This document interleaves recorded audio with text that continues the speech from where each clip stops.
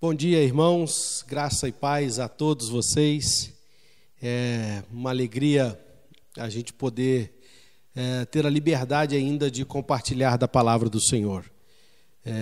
Entro aqui com saudade de rever aí os rostos, dos irmãos queridos, onde a gente podia se abraçar, conversar, contar histórias, mas infelizmente esses momentos não nos permitem isso.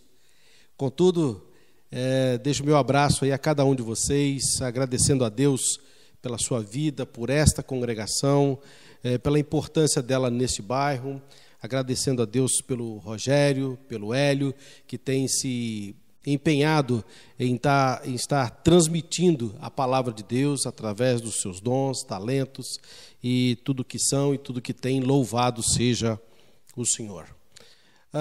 Meus irmãos, nesta manhã, eu gostaria de estar trabalhando com os irmãos a respeito da Igreja do Senhor Jesus Cristo. A gente tem falado muito, acho que muito se fala aí de coronavírus, enfim. Eu gostaria de falar algo gostoso, algo bom, algo que vai trazer alento ao nosso coração, que é a Igreja do Senhor Jesus Cristo. E esta Igreja do Senhor Jesus Cristo, ela é um organismo vivo, algo que age e reage diante de toda e qualquer situação. E por isso eu gostaria de tratar nesta manhã com vocês. Mas antes, vamos estar orando, pedindo a bênção de Deus nesta manhã. Deus Santo, Pai Celeste, louvado seja o Teu nome. É em nome do Senhor Jesus Cristo que estamos nesta hora diante da Tua sagrada palavra, para nela meditarmos, ó Deus, algo importante para o nosso coração. Pedimos que o Teu Santo Espírito venha edificar a nossa alma, venha transmitir a Tua palavra, ó Deus, assim como o Senhor transmitiu ao meu coração, aos queridos irmãos, ó Deus, o Senhor também possa estar falando na unção do Teu Santo Espírito. Fala, ó Deus, nesta noite, nos ensina, em nome do Senhor Jesus Cristo. Amém. Amém. Queridos, nós vamos falar sobre a Igreja de Jesus Cristo, um organismo vivo. E para falar de organismo vivo, eu gostaria até de diferenciar esta questão de igreja, que é um organismo, para uma instituição. A instituição é um CNPJ, é uma entidade que por si só é fria e apenas para cumprir o que a lei nos determina. Mas um organismo vivo, assim como eu e você, e é de mim e é de você que eu estou falando, nós somos pessoas vivas que agimos e reagimos diante de toda e qualquer situação. Então, por isso nós somos vivos, gente pelas quais Jesus morreu, eu e você. Mas a gente vê muita coisa por aí, e muita gente falando a respeito de igreja. Eu sou igreja do Senhor Jesus. E eu gostaria só de chamar a sua atenção e corrigir uma situação. É um erro afirmar que eu sou igreja no singular.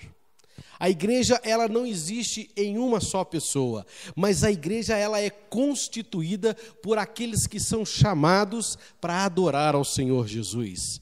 Então, eu sou igreja no singular, não existe. Em lugar nenhum da Bíblia você vai encontrar uma referência de igreja, isso determinando a uma só pessoa, mas a um grupo de pessoas, a uma reunião de irmãos que se reúnem para adorar ao Senhor Jesus Cristo.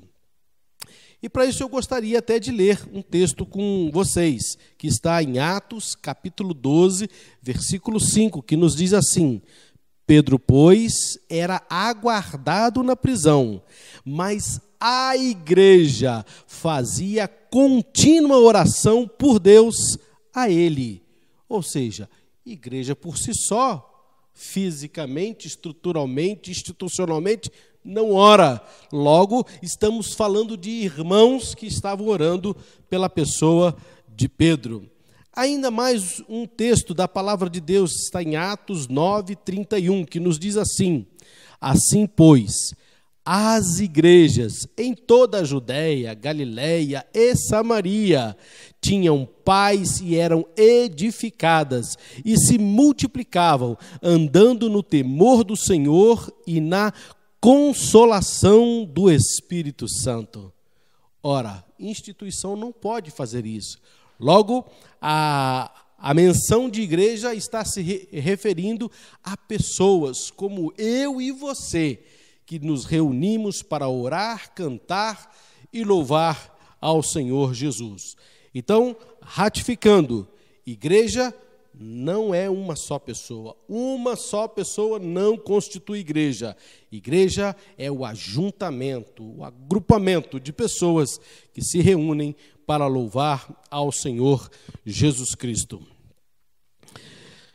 Irmãos, outra coisa que eu preciso falar com vocês é a respeito também de templo. Eu vou dar essa introdução para que vocês entendam depois o texto que nós vamos trabalhar. A gente fala assim, nós vamos à igreja. De fato, o correto seria, nós vamos ao templo. E templo é esta construção que abriga o ajuntamento de irmãos para adorarem ao Senhor. Atos 2, 46 e 47 nos diz assim: e perseverando unânimes todos os dias no templo, e partindo o pão em casa, comiam juntos com alegria e singeleza de coração, louvando a Deus e caindo na graça do povo. E todos os dias acrescentava o Senhor à igreja aqueles que iam sendo salvos. Olha que coisa legal. Então, igreja não é uma pessoa, igreja não é uma construção, mas a igreja é quando eu e você nos reunimos. E ainda que virtualmente, como estamos fazendo nesta manhã, né? Você na sua casa, com o seu celular, na sua TV, eu aqui. Olha, este ajuntamento, quando nos ajuntamos para ler a palavra de Deus, isso é a igreja do Senhor Jesus reunida. E é assim que Deus faz, é assim que Deus fez e continuará fazendo até que Ele volte. Muito bem. Outra coisa importante que eu gostaria de citar para vocês, e isto é algo interessante, a igreja, ela não é uma associação de pessoas. A igreja não tem associados, como vão aos clubes ou a federações. Igreja, ela tem membresia. E isso é algo importante da gente reforçar nesta manhã, pelo seguinte, porque um associado ele vai por causa dos benefícios que o clube ou a associação pode dar a ele. Mas a igreja, quando nos tornamos membros, nós fazemos parte. Vejam as minhas mãos, olha aqui, cada dedo faz parte. Então, se um dedo, se um braço, uma perna, alguma coisa sente, todo o meu corpo sente por causa de um membro. Daí a importância de olharmos para o nosso irmão, para a nossa igreja, como pessoas que fazem parte de um corpo, de uma unidade. E assim nós chamamos de igreja ou corpo do Senhor Jesus Cristo. Então, meus queridos, é importante você saber isso. Olha, eu não vou à igreja porque eu sou um associado. Eu vou à igreja porque a igreja é o ajuntamento. E lá eu me reúno com os meus irmãos que fazem parte do corpo. E é algo importante a gente pensar também que, como membros, a gente precisa aprender a perceber os nossos irmãos. Nosso dia a dia é muito corrido, muitas preocupações, muitas coisas. A gente vai para lá, vem para cá. Às vezes viemos ao templo e prestamos atenção na pregação, mas não olhamos nem quem está sentado do nosso lado. Às vezes um visitante, ou alguém que está triste, quem sabe precisando apenas de um abraço, de uma oração, de uma palavra. Mas se não percebermos o nosso irmão, nós não vamos estar agindo como membros. Você já teve um espinho no seu pé? Eu quando eu era criança, eu ia falar quando era pequenininho, não vai dar certo, né? Quando eu era criança, eu vivia cortando o pé, porque eu adorava andar descalço. Até hoje gosto muito de andar descalço. E quando um espinhozinho, e por várias vezes espinho, entra no pé, no dedo, meu Deus, olha, a gente fica todo incomodado por causa de um pequeno espinho que furou o pé. Assim nós devemos ser como igreja, perceber o nosso irmão, olhar para o lado, orar por ele, orar com ele, para que assim a ação do Espírito Santo haja na minha vida, na sua vida e na vida dos nossos irmãos como igreja do Senhor Jesus Cristo. Muito bem, então tratamos desse assunto, o que é igreja, diferente de instituição, diferente de templo, é o corpo de Cristo, é o ajuntamento de pessoas. Eu quero ler o texto que menciona a primeira vez em que a palavra igreja foi citada. E eu quero chamar e convidar você para abrir a sua Bíblia em Mateus capítulo 13, capítulo 16, versos 13 a 23. Mateus capítulo 16, versos 13 a 23. E nós vamos ler, porque assim nos diz a palavra do Senhor. Indo Jesus para os lados de Cesareia de Filipe, perguntou a seus discípulos: quem diz o povo ser o Filho do Homem? E eles lhes responderam: uns dizem João Batista, outros Elias, outros Jeremias, ou alguns dos profetas. Mas vós, continuou ele, quem dizeis que eu sou? Respondendo Simão Pedro, disse: tu és o Cristo, o Filho do Deus vivo. E então Jesus lhe afirmou: bem-aventurado és, Simão Barjonas, porque não foi carne e sangue quem te revelaram, mas meu Pai que está nos céus. Também eu te digo que tu és Pedro, e sobre esta pedra edificarei a minha igreja, e as portas do inferno não prevalecerão contra ela. Louvado seja o Senhor. Muito bem, esse texto é bastante interessante e é a primeira citação de igreja que nós temos na Bíblia toda, né? Velho e Novo Testamento. Jesus estava aqui no seu ministério, fazendo muitas e muitas curas, já causando um tremendo reboliço no seu tempo, porque se ouvia falar desse Jesus que curava, que falava em nome de Deus, que era filho de Deus, enfim. E grande multidão já passava a seguir a Jesus. E Jesus, antes dessa passagem, ele tinha feito vários milagres. E um deles, que é muito marcante na história do povo e no meio evangélico, não, é que foi a multiplicação dos pães, onde os discípulos, né, de Jesus Cristo que o acompanhavam de perto foram testemunhas auditivas e oculares, ouviram e viram a manifestação do poder de Deus na multiplicação dos pães, alimentando mais de 5.000 pessoas. Ok? Muito bem. E nesse texto e nessa caminhada, logo após tudo isso ter acontecido, Jesus vira para os discípulos e faz uma pergunta aos discípulos sobre quem o povo diz ser ele, o Cristo. E aí tem as perguntas, tem as respostas aí. Uns dizem que o senhor é João Batista, que tinha sido decapitado há pouco tempo. Será que João Batista ressuscitou? Outros dizem Elias, o grande profeta do Velho Testamento, outro Jeremias, outro profeta do cativeiro. Enfim, as pessoas ligavam Jesus aos profetas do Velho Testamento, contudo não sabiam quem ele era.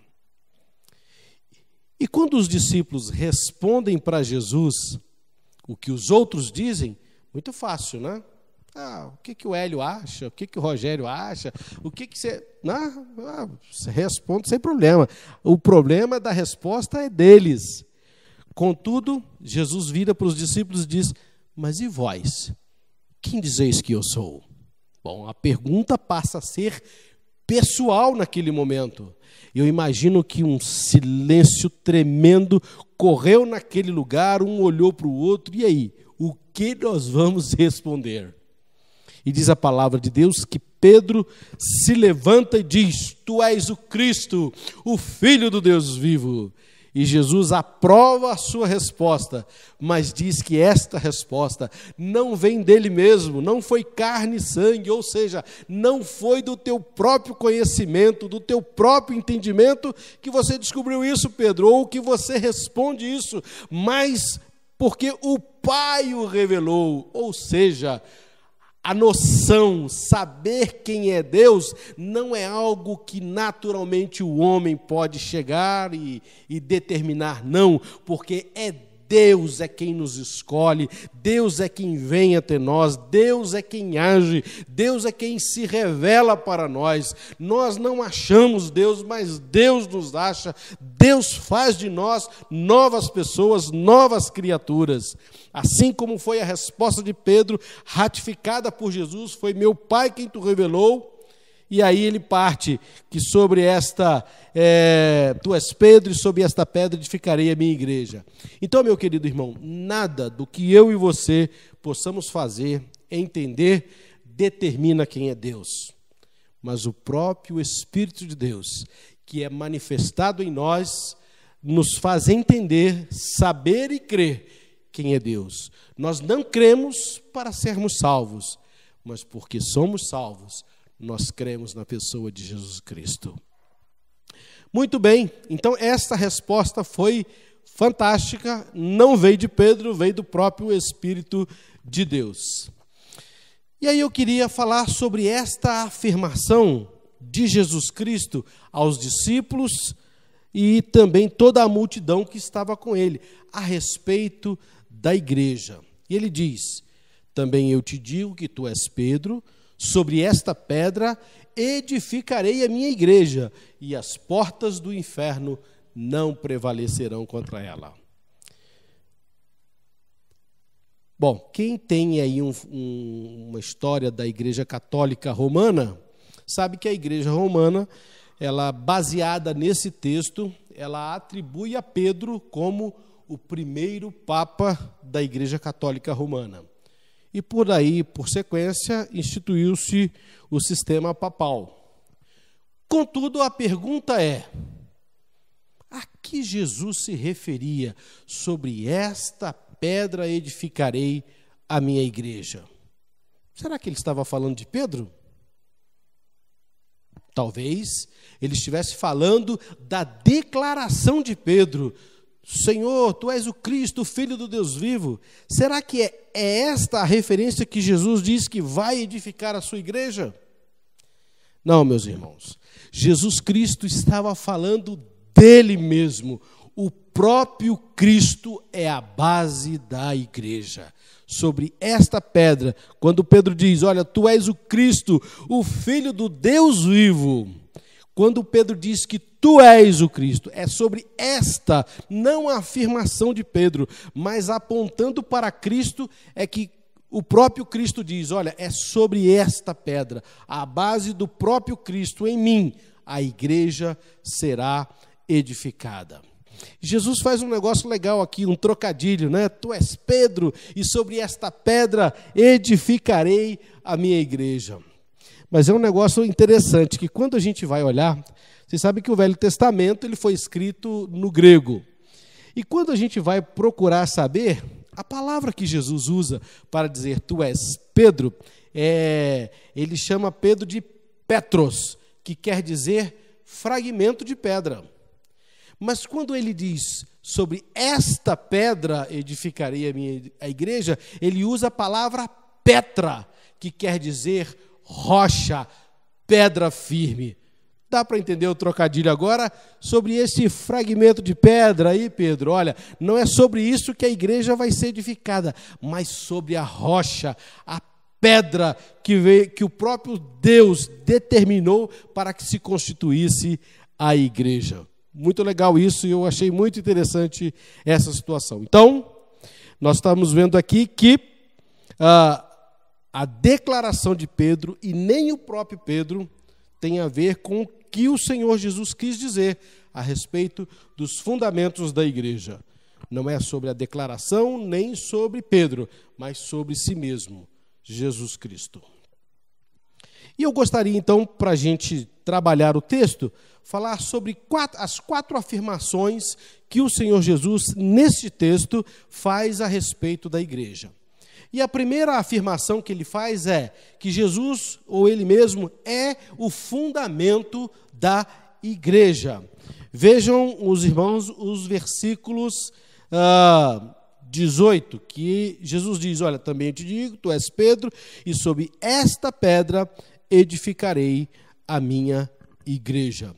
Então, o próprio Senhor Jesus Cristo já se apresenta ali como aquele que é a base, aquele que é o fundador, o fundamento, a estrutura de toda a igreja está firmada em Cristo Jesus.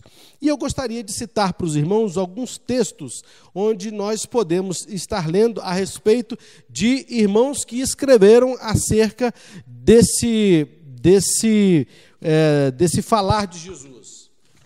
E nós vamos ver aqui, olha, o que Paulo escreve a 1 Coríntios, capítulo 3, versículo 11. Acha aí na sua Bíblia, 1 Coríntios, capítulo 3, verso 11. Paulo diz aos coríntios que não há outro fundamento senão o Senhor Jesus Cristo. Olha o que diz o texto.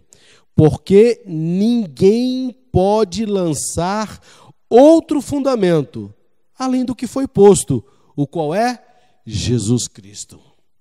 Então, não adianta ninguém falar qualquer outra coisa ou qualquer outra situação fora do Senhor Jesus Cristo, porque Ele é o fundamento da igreja. Ainda, o apóstolo Pedro, na sua primeira carta de 1 Pedro, capítulo 2, versos 6 a 8. Pedro, capítulo 2, versos 6 a 8, nos diz assim: pois isso está na Escritura, eis que ponho em Sião uma pedra angular, eleita e preciosa, e quem nela crer não será de modo algum envergonhado. Para vós outros, portanto, os que credes, é preciosidade, mas para os descrentes, a pedra que os construtores rejeitaram. Essa veio a ser a principal pedra angular. Para entender a pedra angular ou pedra de esquina, como cita na Bíblia, é a pedra que iniciava qualquer construção nos tempos de Jesus Cristo. Das casas, precisava uma pedra devidamente escolhida, preparada, que seria a sustentação de toda a construção, a principal, e aquela deveria ser perfeita em si mesma, em estrutura, em firme, para que a casa não fosse abalada. Então, por isso ele diz, olha, essa pedra que vocês rejeitaram, Jesus veio, vocês os crucificaram, esta veio a ser a principal pedra. Glória a Deus. E ainda, irmãos, em Efésios, capítulo 2, versículos 19 a 20, nos diz assim: assim, já que não sois estrangeiros, nem forasteiros, mas concidadãos dos santos e da família de Deus, edificados sobre o fundamento dos apóstolos e dos profetas, que Jesus Cristo é a principal pedra de esquina. Ou seja, irmãos, Jesus é o fundamento da igreja. Ele afirma isso quando fala com Pedro a respeito da sua resposta. Em segundo lugar, Jesus, ele afirma ser o dono da igreja. Vejam vocês que ele diz: edificarei a minha igreja. E eu lembro também quando Paulo foi para Damasco prender, açoitar e com o intuito até de matar aqueles que se diziam cristãos, e quando ele quando o Senhor Jesus o interrompe na sua caminhada e o derruba e ele cai ao chão, quando ele ouve a voz diz o seguinte: Saulo, Saulo, por que me persegues? Mas Paulo estava perseguindo a igreja, mas a voz que ele ouviu é: por que me persegues? Porque Jesus é o cabeça da igreja. E aqui o segundo ponto é que Jesus, ele afirma ser ele o dono da igreja. Olha, nós temos visto aí muitas igrejas fazendo coisas mirabolantes, prometendo coisas mirabolantes, tornando o púlpito um verdadeiro balcão de negócio, vendendo o que a Bíblia diz que não é para vender, fazendo e falando em nome de Deus aquilo que as Escrituras não afirmam. E com isso, Jesus, sendo o dono da igreja, ele não passou nenhuma procuração para mim, para você, para nenhum profeta, nenhum discípulo, nenhum apóstolo, para fazer qualquer coisa da igreja, porque ele é o dono da igreja. Foi ele quem morreu na cruz pela igreja, pelos salvos, a igreja de Cristo, porque ele comprou com o seu próprio sangue. Quero citar aqui mais textos bíblicos. Abra sua Bíblia em Atos, capítulo 20, verso 28. Atos, capítulo 20, versos 28, que nos diz assim: atendei por vós e por todo o rebanho, sobre o qual o Espírito Santo vos constituiu bispo, para pastoreardes a igreja de Deus, a qual ele comprou com o seu próprio sangue. Ainda, 1 Pedro, capítulo 1, versos 17 e 19, que diz assim: ora, se invocais como Pai aquele que, sem acepção de pessoas, julga segundo as obras de cada um, portai-vos no temor durante o tempo da vossa peregrinação, sabendo que não foi mediante coisas corruptíveis, como prata, ouro, que fostes resgatado do vosso fútil procedimento que vossos pais vos legaram, mas pelo precioso sangue, sem defeito, sem mácula, do Cordeiro, que é Cristo Jesus. Então, meus queridos, Jesus é o dono, é o único que tem autoridade para dizer: eu sou o dono, porque ele pagou os meus, os seus, os nossos pecados com a sua morte e morte de cruz. Terceira coisa que nós queremos falar com os irmãos, que Jesus afirma que ele é o edificador da igreja, ninguém mais. Vejam o texto, versículo 18 do texto que nós lemos: eu edificarei a minha igreja. Queridos, nós não somos donos, nós somos apenas cooperadores, e nós temos o privilégio de viver isso como cooperadores de Deus na sua obra, mas é Ele quem faz todas as coisas, o poder de convencimento, o poder de salvação, o poder da ação do Espírito Santo não está em mim, não está em você, não está em qualquer outra coisa, a não ser no próprio Cristo. Então é Ele quem faz e que atrai, e que salva, e que cura, e que faz como Ele quer, porque Ele é o edificador da igreja. Nós somos apenas cooperadores. Olha o que Paulo escreve aos Coríntios, capítulo 3, versículo 1. 1 Coríntios, capítulo 3, verso 1. Eu, porém, irmãos, nada pude falar como a espirituais, e sim como a carnais, como crianças em Cristo. Deixa eu só confirmar isso. Leite vos dei a beber, não vos dei ali alimento sólido, porque ainda não podeis suportá-lo, nem ainda agora podeis, porque ainda sois carnais. Versículo 9, porque de Deus somos cooperadores, lavoura de Deus, edifício de Deus sois vós. Ainda 2 Coríntios, capítulo 5, verso 18.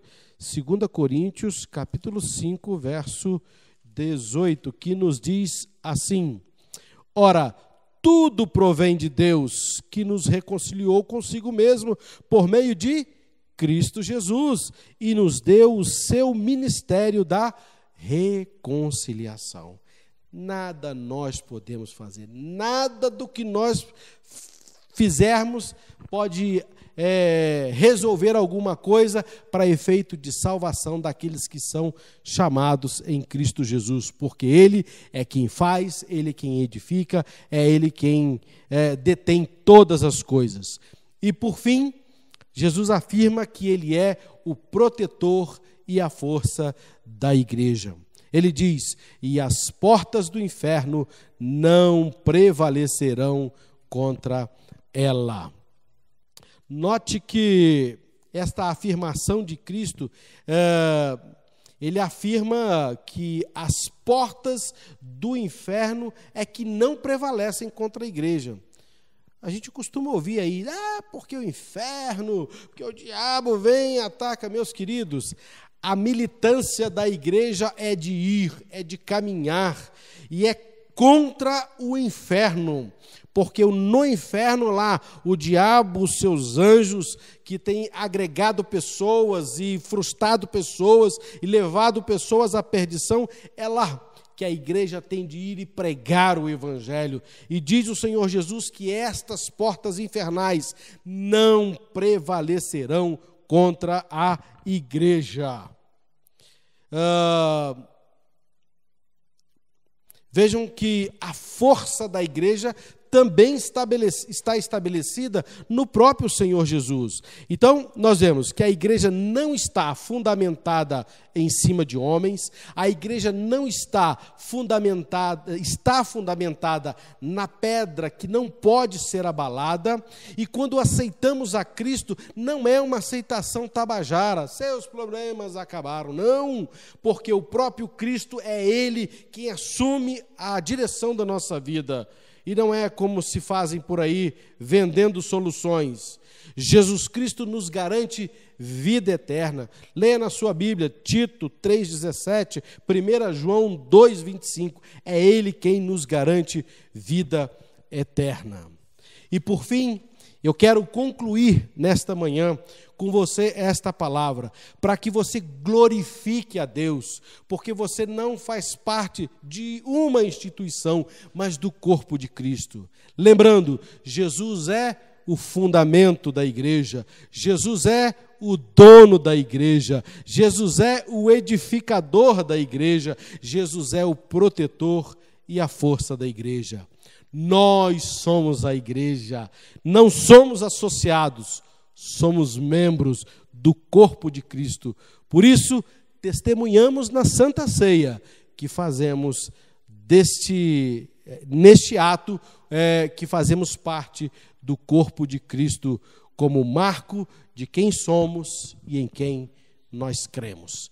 Que Deus abençoe a sua vida. Deus abençoe o seu coração e que você se alegre com essa palavra, porque é Jesus quem fez tudo por mim.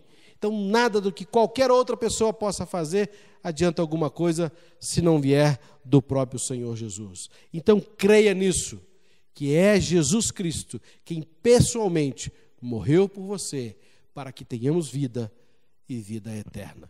Que Deus possa nos abençoar. Vamos orar. Senhor, nós louvamos o Teu nome.